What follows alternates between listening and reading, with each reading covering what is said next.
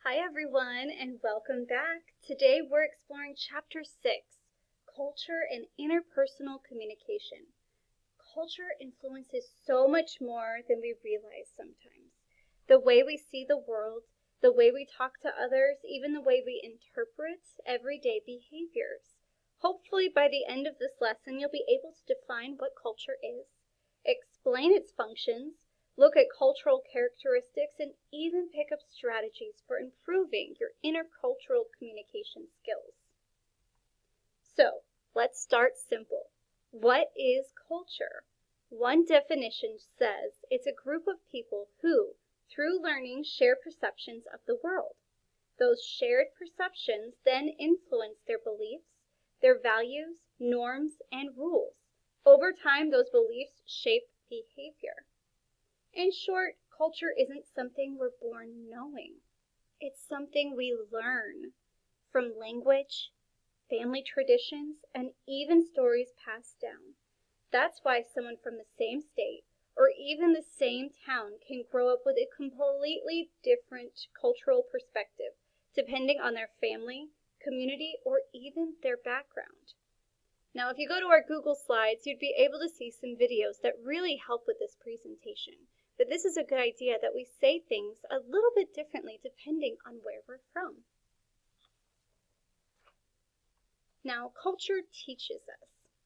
Culture teaches us 4 key things: our beliefs, our values, our norms, and our rules. Beliefs are what we think to be true, those convictions. Values are things that we hold important.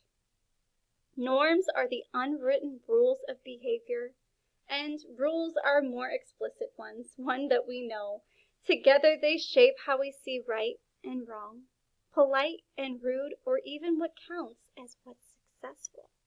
Now this is very, very quick information, but definitely dive deeper into our chapter to get a little bit more on what this means and some examples of this.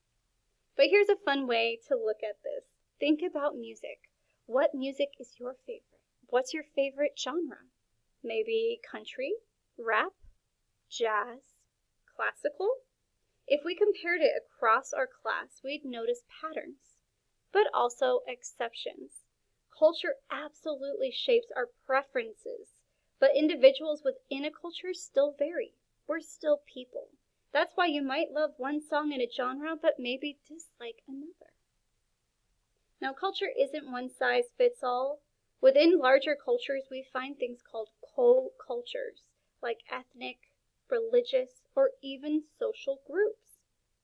And microcultures, something you might be more familiar with, are smaller, more local groups. Think about college students, that's a microculture. That could be dorm life versus living at home. That's a very different culture in itself. What type of classroom and instructor? That's a different culture you're establishing. There's exclusive stories, history, even mascots for the college you belong to. If you think back to Maslow's need for belonging, this also goes to our culture and what we see to be important. Or even if you go to Disney's amusement parks, that's a microculture. There's a lot of research on that the way you work there is different than other places. How you experience the theme park varies for family. Now, culture also influences how we feel about ourselves. It's something we call collective self-esteem. That's how much value we place on ourselves based on our membership in cultural groups. When people feel that their heritage is respected, they tend to share more, feel more accepted, and have better interactions. But when they feel their culture is devalued, interactions often become distant and less satisfying. Think about times when you feel hesitant to share your perspective because you weren't sure if you'd be accepted. This is a good quote that I found from our textbook. It says, during interactions in which multicultural persons, this could be people from the dorms versus different states, they felt their heritage was being positively evaluated, they were more likely to perceive the interaction as intimate, disclosing more information. They disclosed more, perceived the responder disclosing more, and they enjoyed the interaction more and felt accepted. Basically, if you feel more positive about the interaction, you move up on that pyramid of Maslow's hierarchy. You disclose more and you bond more. And basically, you have a more accepted interpersonal communication.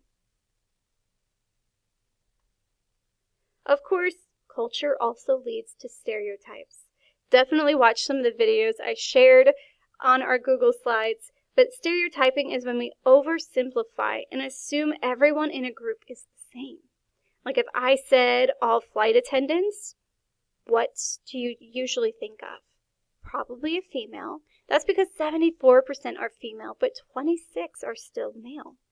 When in reality, it's not really true that we say they're all women. Stereotypes are a mental shortcut. We use this to help with communicating quickly, but honestly, they can cause harm because they ignore individuality and often based on ignorance. The key is being aware of how stereotypes shape and limit our communication. Now, culture also provides a framework of what's considered normal. But here's the challenge. People often see their own culture as the right one. This is something called ethnocentrism. I probably said that incorrectly, but you get the idea. This is when we judge other cultures through a lens of our own. For example, patriotism sometimes overlaps with ethnocentrism, assuming one culture is the best. Like growing up, have you ever heard that America is the best? Did you know that all cultures, all countries probably say the same? The danger of that is it can lead to mistrust, dislike, or even hostility toward other cultures. Now, why are we learning all this? What is the importance? We will be learning about cultures and using this to help frame our speeches and learning about how to communicate with someone from another culture. As you can see, there's microcultures, there's co-cultures, basically we're all growing up in a different way. Culture also affects how we communicate. There are some low context, very direct and very explicit with words, and others are high contracts. Basically, they're just different. There's different social customs. Neither's better, they're just different, and understanding this helps avoid those misunderstandings we might have with other cultures. All right, this leads to Hofstede's dimensions. Basically, there are 6 cultural differences impacting how individuals approach work. Now, the goal of this class is to do well in a work environment, to do well with a job interview to get the job you're wanting, and then to also be able to work well with other people within that job. And using Hofstede helps us figure out how different people see their cultures, how we communicate differently. And what makes it fun is to be able to do a speech about a different culture we may not know by comparing our United States Hofstede's differences to another country's 6 cultural differences. And that's something you'll want to study a little deeper. I'll briefly explain what these are, but definitely read our textbook, watch the videos I share, and if you still have confusion, definitely reach out to me and I'm happy to help you. The first one here is power distance. This is how much inequality in power is accepted. Basically, does your boss feel like they're higher up than you? How do they treat people below you? The next one here, individualism versus collectivism. This is whether a person's personal achievement or group harmony is prioritized. Is it more important for our culture to do what we think is best for ourselves, or do we reach for our group mentality? This is a really good one if you look at China versus United States. The third one is masculinity versus femininity. This is just what Hofstede called it, but basically it's whether competition or cooperation is emphasized. So it has nothing to do with masculinity, but it's just a way that it compares these two. The next one is low versus high uncertainty avoidance. It's how comfortable a culture is with the unknown. That means, will they take a chance to invest money, or is it more important to do something they know is true and sure? How do they feel with something new, like a new business? If a small town business came in, would it do well, or would people be, uncertain about buying something new? The next one is long-term versus short-term orientation. The focus is on future goals or traditions. Do they think more toward, long-term, or is it more short-term? And then the last one is indulgence versus restraint. This is whether people seek instant gratification. Do they want something right now, or do they delay it for long-term values? This is something you'll see with America. We definitely have it a lot higher on the indulgence scale, but you'll be surprised at how many other countries view it similarly. Now again, I really recommend watching videos on this. I only have so much time to share, but watch the videos, read the textbook, and it really helps give you more ideas of what this means. Now, how can you improve your intercultural communication? Basically, you want to be more mindful, meaning being more present. You're intentional and non-judgmental. Pay attention to the other person. Reflect on your intentions. And then even maintain an open attitude. The more we practice mindful intercultural communication, the stronger our connections across differences will be. Basically, if we meet someone with another culture, are we able to communicate with them effectively? Will it be a good workplace environment? Will we create those relationships we're needing? And the last one here, I didn't put it on the slide, but to wrap up, culture is learned, it's shared, it's passed down. It influences what we value. It influences our self-esteem, our communication styles, like eye contact. Definitely look that out in your countries. United States likes to look at eye contact, but if you look at, comparing like China, like we mentioned, it'd be very different. And even stereotypes of those countries, of those microcultures we may carry.